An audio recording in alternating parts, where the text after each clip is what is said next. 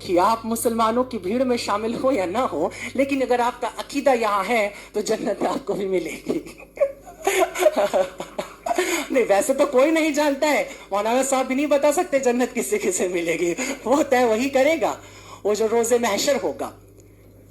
पैगंबर साहब की जिंदगी की 3 बातें बड़ी खूबसूरत हैं और बड़ी कीमती हैं, जिसे पूरी दुनिया, जिससे मुझे लगता है मुतासिर होती है। उसमें पहली मैंने कह दिया कि ईश्वर में अगाध निष्ठा, ईश्वर के अतिरिक्त कुछ भी नहीं है। ये पहली बात है जो उनके कैरेक्टर से हमने सीखी है और पूरी दुनिया को सीखना चाहिए, सीखती है।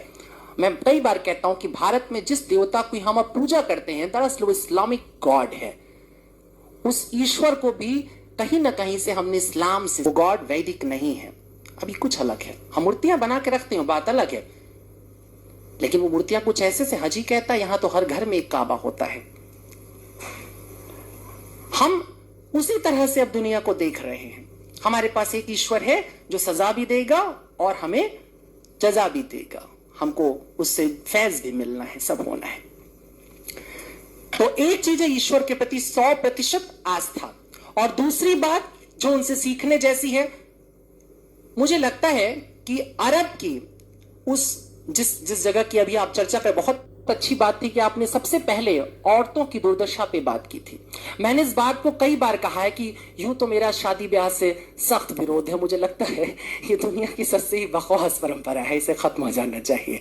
लेकिन फिर भी अगर कभी मेरा दिमाग फिर जाए और मुझे सचमुच शादी ब्याह करने की नौबत आ जाए, तो मैं हमेशा निकाह चुनूंगा, क्योंकि बड़ा खूबसूरत है।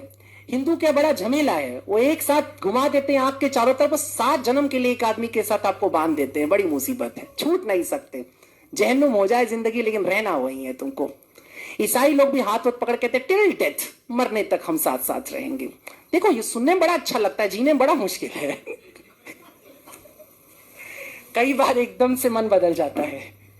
उदय जी एकदम चाव से सुन रहे हैं इस बात को।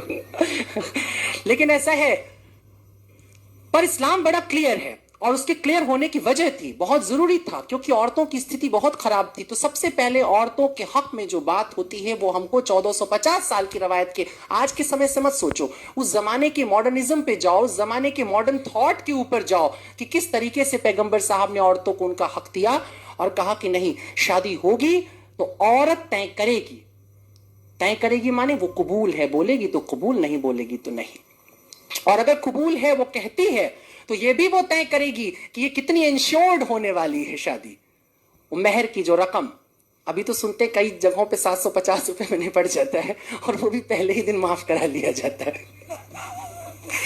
देखो, ये सब चलता रहता है ना, इसीलिए हमें मजबूरी में बात करना पड़ रहा है। किरदार रसूल अल्लाह, उन्होंने चाहा कि औरत अपने हक को तय करे, वो कहे कि मेरे को इतना इंश्योर करो कि यदि कल तुम्हारा मन फिर जाएगा, कल तुम किसी और औरत पर तुम्हारी लालसा जाग जाएगी और तुम मुझे छोड़ करके जाओगे, तो कम से कम मेरे जीवन के लिए, मेरे सुकून के लिए इतनी व्यवस्था रहनी चाहिए। ये नियम आता है, और ये बहुत बड़ी बात थी।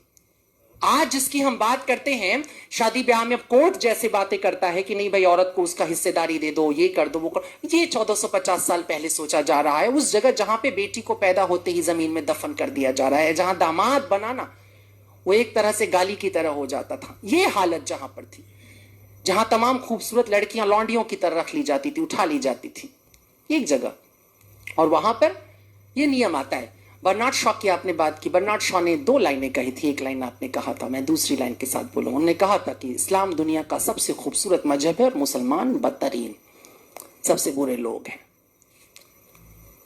ये सुनने में कितना भी खराब लगे, लेकिन ये मजबूरी होती है।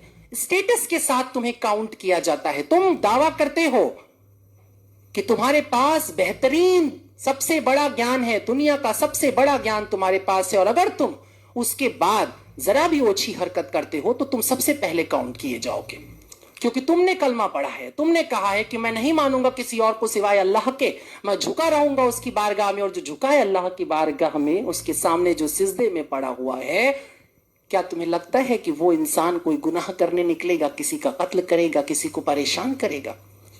ऐसा नहीं हो सकता। मगर तेरा दिल तो है सनम आशना, तुझे क्या मिलेगा नमाज।